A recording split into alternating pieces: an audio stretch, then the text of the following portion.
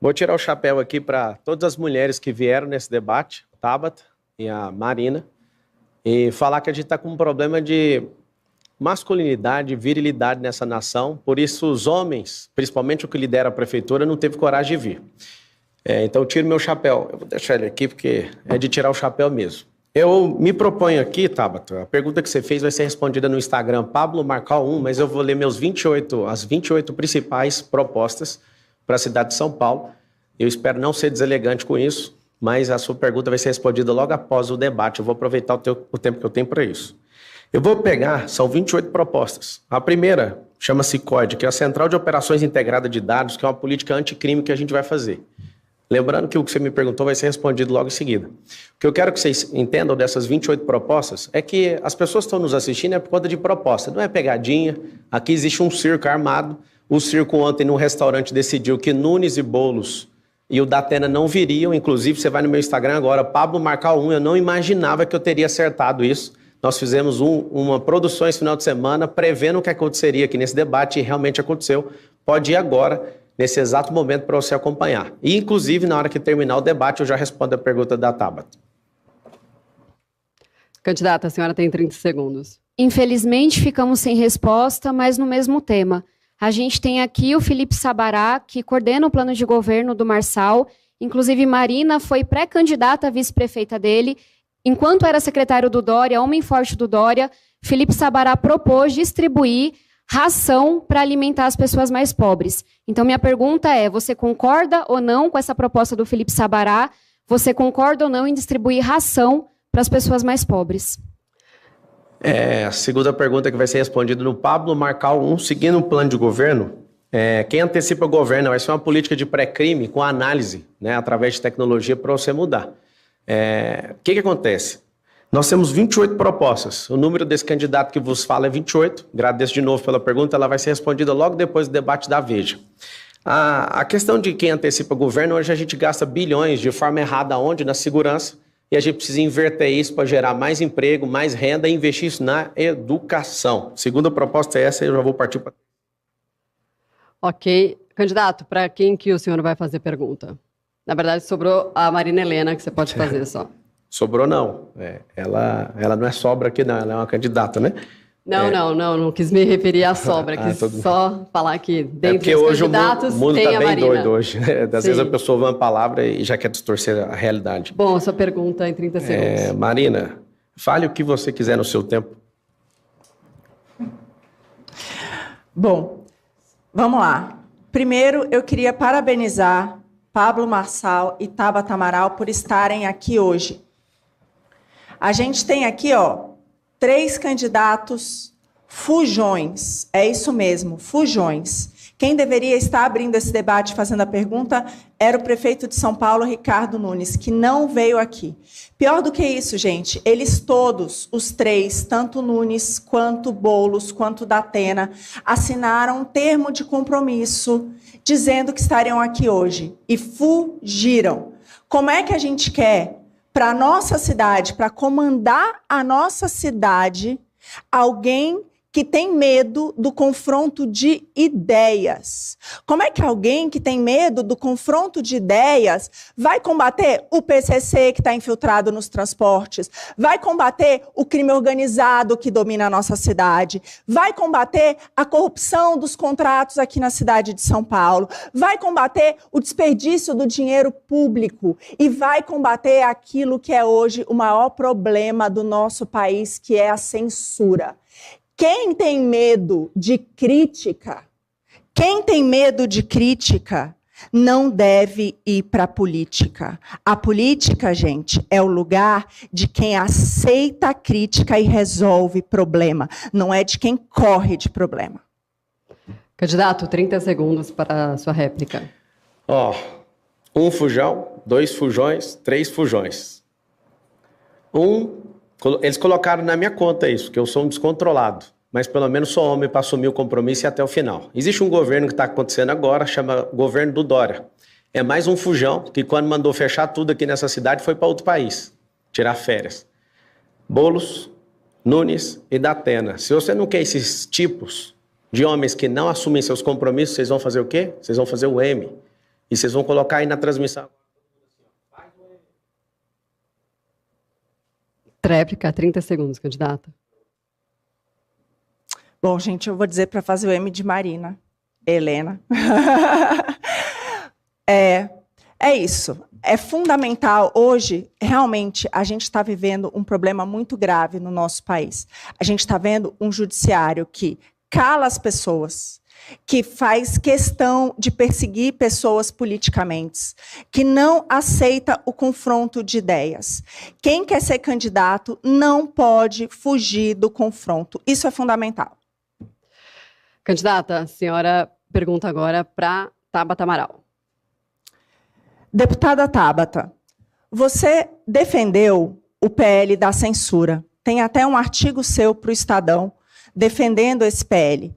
Eu acredito que a democracia, ela precisa da liberdade de imprensa. As pessoas devem criticar aquilo que elas não concordam. E a gente não deve prender ninguém por conta de opinião. Eu queria saber de você, o que você acha dessa ditadura da censura do judiciário aqui no Brasil? Primeiro, dizer que eu tenho, sim, orgulho de ser propositora, autora de uma proposta para que a gente traga mais regras para as redes sociais. Nunca vou defender que a gente fale do conteúdo, que a gente queira boicotar o que a pessoa pode dizer ou não. Mas falta transparência, tem muito financiamento na rede social que a gente não fica sabendo, post que é deletado e a gente não pode nem questionar, robô que existe e está propagando fake news. Então, acredito sim, defendo que a gente tenha regra na rede social para os grandes, igual a gente tem na imprensa. O que a gente pode fazer de fato para combater fake news, trazendo o debate aqui para São Paulo, é investir na educação. A gente tem uma população que cai muito facilmente em fake news. Infelizmente, a gente lidera esse ranking no mundo. E é por isso que eu venho denunciando o quanto a educação de São Paulo caiu, mas também venho batalhando para que a gente alfabetize, tenha uma educação integral, holística, que forme nossa população para ter o quê? Pensamento crítico, que infelizmente parece que não querem isso. E só também pontuar a covardia de quem não veio aqui hoje. Querem, pessoal, que essa eleição seja decidida pelos partidos políticos, em sala fechada, e não por você, eleitor, que tem o direito de conhecer as propostas. Então, essa mesma covardia que a gente está vendo, especialmente de Nunes e Boulos, a gente também vê aqui com o Marçal, quando se recusa a responder as minhas perguntas e coloca tudo na rede social, porque deve ter alguém lá pesquisando e formulando a pergunta para ele. 30 segundos, candidata, para a sua réplica. Bom, hoje já existem duas leis. Você tem, sim, penas para quem ofende. Isso já acontece. A gente tem o Marco Civil da internet. O que a gente está vendo hoje no Brasil é um judiciário que está passando por cima do Congresso para prender e expulsar do país aqueles que têm opinião divergente das suas e fazendo perseguição política. Por isso, eu defendo a democracia, eu sou contra a censura e eu defendo o impeachment de Alexandre de Moraes. 30 segundos. Uma das coisas que mais me preocupam com esses fóruns subterrâneos de internet é justamente a violência que a gente viu nas escolas e também o aumento do abuso sexual infantil. É por isso que a gente tem propostas tão claras para a gente preparar os servidores públicos para protegerem nossas crianças, saberem reconhecer um sinal de abuso, mas também que a gente tem propostas tão firmes para aumentar o policiamento comunitário, a segurança das escolas públicas, porque em terra sem lei, quem mais perde é o mais frágil. Tira da educação, faz com que as pessoas, né, vão para a situação de rua. Maior direito social, vou repetir, é emprego, e todo mundo vai ter emprego a partir de 2026, até o final de 2025, todo mundo vai ter emprego. Sabe por quê? Porque nós vamos trazer empresas para cá, São Paulo vai voltar a ser essa terra de oportunidade. Nós vamos continuar crescendo em 2026, e 27 e 28. Lembra aí, ó, 26, 27 e 28. Você vai fazer o M é 28, é o número que você tem que fazer. Inclusive, entra no Instagram agora e vê o teatro que está acontecendo nessa disputa eleitoral. Nós não vamos deixar, eu vim aqui ter uma aliança com vocês vão ver esse anel aqui todos os dias, é M de mudança de mentalidade, é M de Marçal, e eu quero pedir para você, não fique calado, não estou usando dinheiro público, nós não temos padrinho político, só tem eu, você e Deus para ganhar essa disputa. Então eu quero pedir você que faça o M, sempre que escrever o M, escreva o número 28. 28 é o número da Prefeitura de São Paulo que você vai digitar aí no dia 6 de outubro. O pedido de direito de resposta da candidata Tabata foi negado, então agora a gente continua com a Marina. 1 minuto, por favor. Agora vamos falar desse problema grave que é a Cracolândia. Eu sou, sim, a favor da internação compulsória e eu vou explicar para vocês por quê. Um dos relatos mais tristes que eu ouvi durante o tempo que eu estudei propostas para a nossa cidade foi de um ex-dependente químico que falava das mães que passavam dias e noites na Cracolândia em busca dos seus filhos, das mães de todas as classes sociais, que não voltavam para casa. Por isso, gente, essas pessoas que estão ali há mais de 5, 10 anos, elas não respondem mais por si. Por isso eu vou trazer a comunidade médica e da assistência que essas pessoas precisam. A questão da internação compulsória é essa, eles não respondem mais por si. Essas mães não vão ter mais essa dor. E tirar os 80 mil moradores de rua da situação que estão hoje para não aumentar essa Cracolândia. Encerrando, então, o nosso quarto bloco do debate Veja e Vote, eu vou fazer, então, a última pergunta, que foi enviada para a nossa equipe pelo professor Alan Coar, do curso de graduação em Ciências do Consumo da ESPM. Quem vai responder a esse questionamento é a Tabata, com o comentário da candidata Marina. O plano diretor prevê desativação até 2029 do elevado João Goulart, que é o Minhocão. Como pretende iniciar, então, esse processo nos próximos anos? E qual o seu plano para minimizar os prejuízos e transtornos nessa desativação? Agradecer ao professor Alan pela pergunta. Eu já me posicionei em relação ao Minhocão. Existe uma lei que foi aprovada na Câmara de Vereadores que diz que nós precisamos fazer um plebiscito, ouvir a população para entender se o melhor caminho é derrubar o elevado ou é você transformar o Minhocão num parque de acesso público. E eu me comprometo com a população que vive na região central, próximo ao Minhocão, que essa população terá mais voto, será mais ouvida nesse plebiscito. Independente de qual seja a decisão da população de São Paulo, desde o dia 0 do governo, eu vou me preparar junto com a CET, junto com todos os órgãos, para que a gente possa redesenhar o trânsito da região e garantir que a população não vai ser prejudicada. Eu aproveito a oportunidade para falar da importância de que a gente tenha mais espaços verdes na cidade. Eu tenho a alegria de já ter corrido, inclusive, no Minhocão, mas, de novo, toda vez que estou ali na Miguel Yunes, que estou perto da represa Billings, a gente não tem uma área para praticar atividade física. Você se depara, seja com uma boca de uso, seja com uma área mal iluminada, que está quebrada. Não é à toa que as pessoas estão adoecendo e não estão conseguindo se exercitar. É por isso que a gente tem um compromisso de fazer um investimento para que São Paulo seja uma cidade mais verde, mas também um compromisso da gente fazer isso começando pela periferia. Enquanto prefeita, vou cuidar de toda a cidade, mas a gente começa e a gente prioriza quem mais precisa, que são as periferias. 1 minuto, candidata. Bom, a questão do Minhocão vai ser decidida por plebiscito, está completamente certo. E o que for decidido, a gente vai fazer. Agora, eu queria falar que realmente entra prefeito, sai prefeito, eles se preocupam com o centro, gente. E a gente precisa realmente olhar para a periferia. Eu quero uma avenida tão bonita, sim, como a Faria Lima, como a Henrique Schaumann, nas periferias da cidade. Por que a gente não pode ter isso, por exemplo, na Avenida Dona Belmira, no Grajaú? Por que a gente não pode ter isso nas nossas periferias espalhadas pela cidade? Então, o foco tem que ser esse mesmo. A gente precisa de avenidas onde as pessoas possam fazer exercício físico, possam andar de bicicleta, verdes, sem dúvida alguma. E é isso, essa é a nossa proposta, cuidar cada vez mais da periferia. Data. Fico feliz que a candidata tenha tanta concordância agora com o que eu estou trazendo, mas eu aproveito para pontuar uma coisa que a professora Lúcia França, que é minha candidata a vice, trouxe. O Marçal é tipo aquele aluno que só topa fazer prova com consulta. Não sei se vocês repararam. Ele só responde depois que o assessor vem falar no ouvido dele, ou só topa responder na rede social, porque com certeza tem uma equipe dando um Google. Então eu só queria deixar a reflexão, se a gente quer um prefeito que vai governar dando Google, porque não conhece a cidade, porque não tem experiência, porque não tem preparo. Gente, para a rede social, para você ganhar dinheiro dando um showzinho, tudo isso pode ser muito bom. A irresponsabilidade, as mentiras, os crimes e por aí vai. Mas para cuidar de São Paulo, tem que ter bom trânsito, bom diálogo com o governador de São Paulo, Tarcísio, com o presidente Lula, com a Câmara de Vereadores, com o setor privado, tem que respeitar a imprensa, tem que respeitar a sociedade. Então, vamos lembrar que prefeito é quem cuida do nosso dia a dia. Eu queria primeiro convidar quem está nos acompanhando a verem minhas redes sociais, Tabata Amaral SP, para conhecerem minhas propostas, conhecerem o nosso time.